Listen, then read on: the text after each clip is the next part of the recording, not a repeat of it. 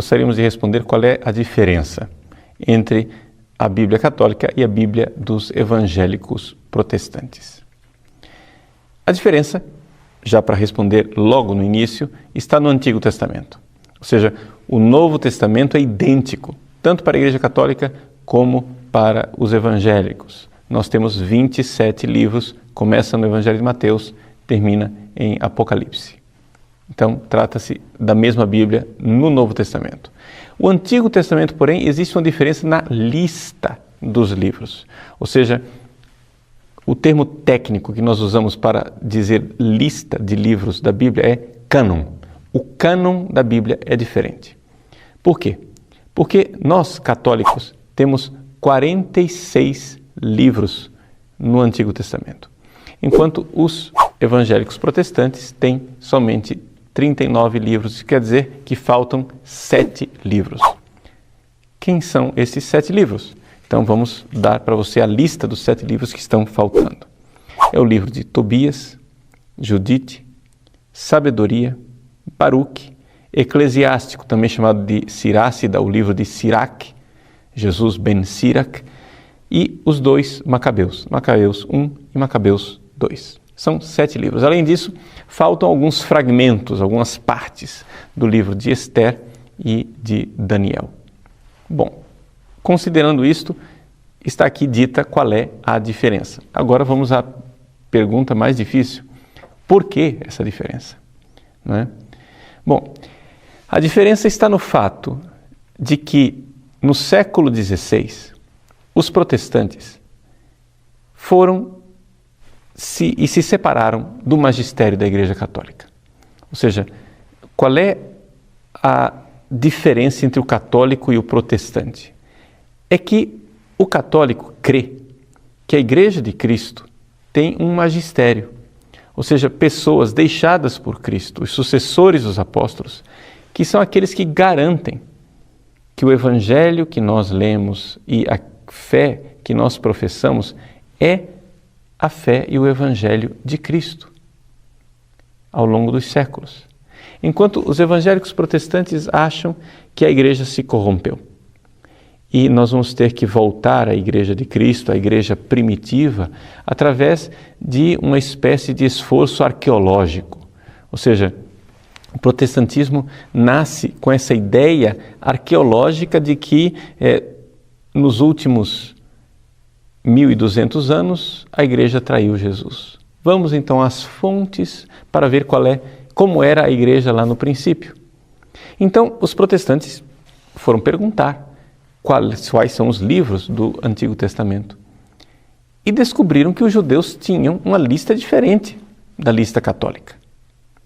Então, bom, se os judeus têm somente 39 livros e nós temos 46, certamente foi a perfídia da Igreja Católica que acrescentou estes livros malévolos, não é?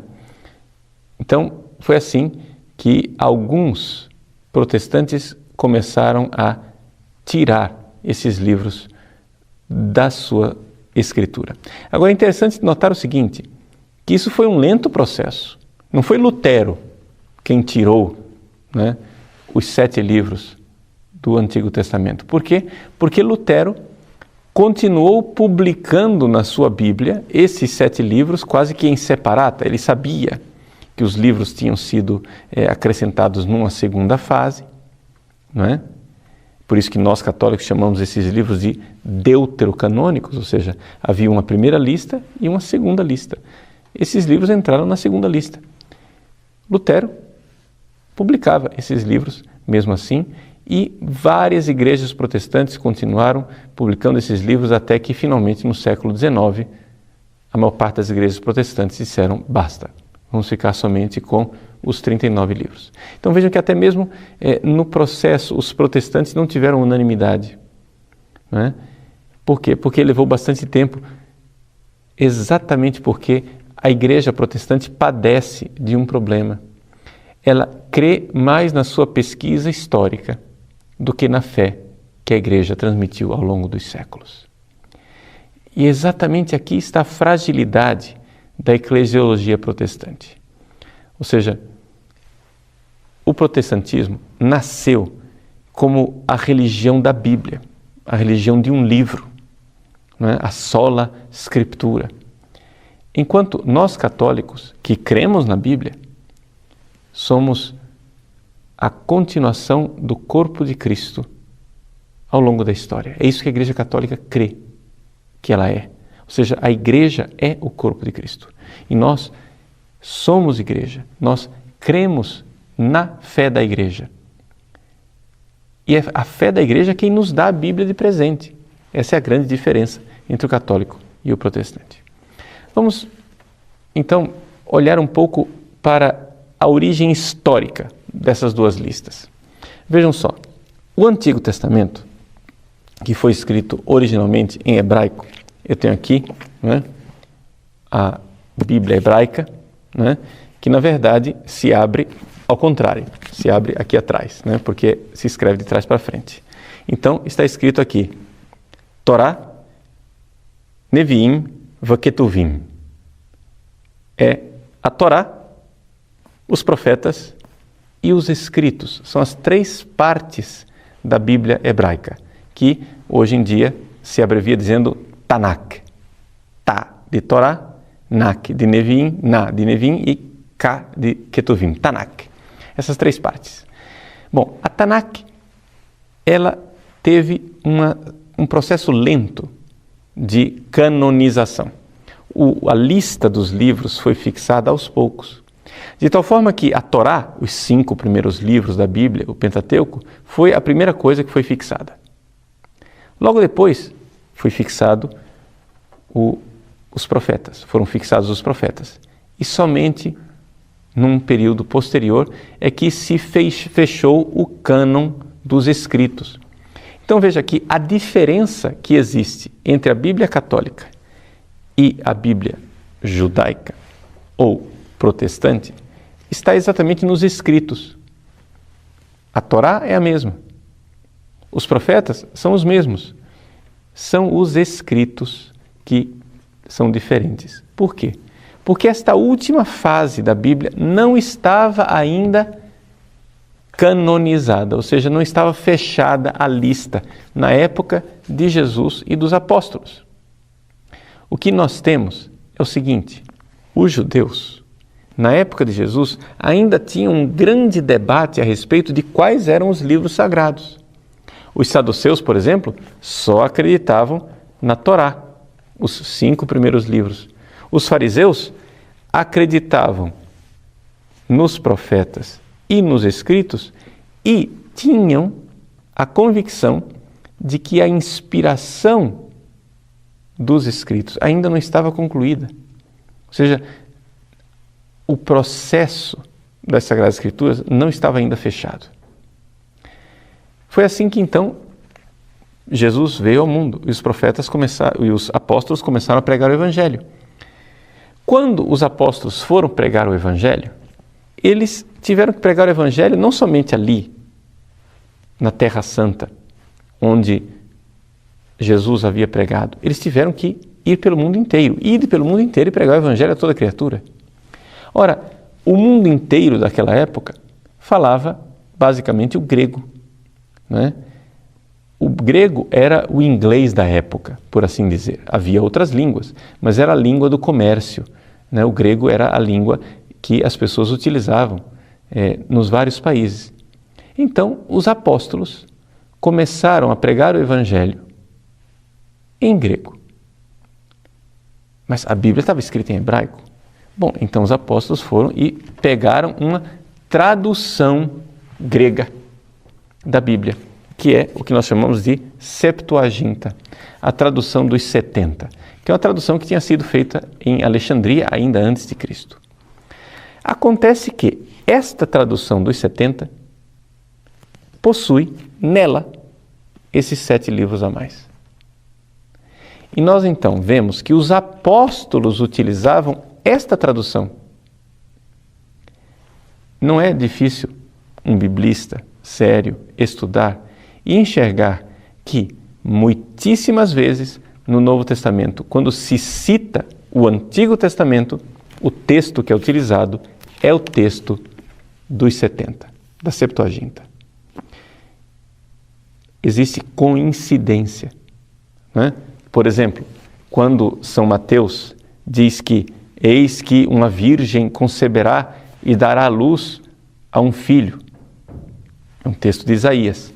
Se você for ver na Tanakh, na Bíblia hebraica, não se fala de virgem. Eis que uma jovem, uma moça, conceberá e dará à luz um filho. Essa palavra moça podia ser interpretada tanto como juventude, como com virgindade. O que é que fizeram os 70? Traduziram como uma virgem. E Mateus cita assim. Mateus cita dizendo uma virgem, com a tradução dos 70. Quer dizer, os apóstolos usavam essa tradução. E é assim que então a igreja, desde o início, usa esta tradução dos 70. O fato é que houve um conflito entre os cristãos, a igreja de Cristo, e os judeus. Os judeus começaram a ver que os cristãos estavam pregando de uma outra forma, de uma forma diferente daquilo que eles costumavam crer, e então houve a, digamos, excomunhão dos cristãos da sinagoga. Com esta excomunhão, isso levou os judeus a uma necessidade de estabelecer qual era a lista dos livros, de fechar o cânon. Então foi mais ou menos no final do século I que os judeus resolveram fechar o cânon e excluir aqueles livros a mais que estavam na Septuaginta. Mas isso foi um processo posterior a Jesus, um século depois de Jesus.